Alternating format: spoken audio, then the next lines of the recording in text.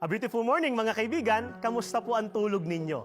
Alam ninyo, napakahalaga ng pagtulog sa tamang oras para po sa kalusugan natin dahil sa pamamagitan niyan ay nakaka-recover ang ating katawan, ang ating isipan mula sa napakaraming pagod, puyat at stress natin araw-araw.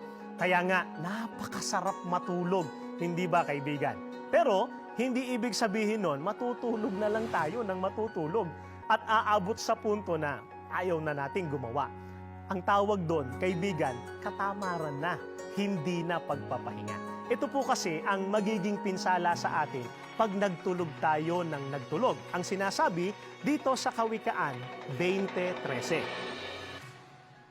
Magtulog ka ng magtulog at ika'y maghihirap.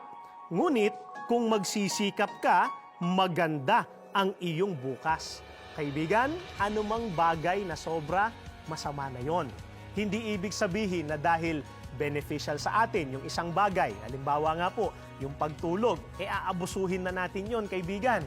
Kapag nasobrahan tayo sa pagpapahinga, hindi na tayo gumawa, nahulog tayo sa katamaran, ayon sa Biblia, ang ibubunga sa atin yan ay paghihirap. Kaya, pagkagising po natin mula sa napakasarap nating tulog, gamitin natin yung lakas natin, magsikap tayo sa buhay, lalo na sa paglilingkod sa Diyos, para magkaroon tayo ng napakagandang bukas. Kaya kaibigan, bangon na, mag-stretching na, harapin natin ang araw na ito na nagagabayan tayo ng mga salita ng Diyos. Ingat kayong lagi and have a beautiful day.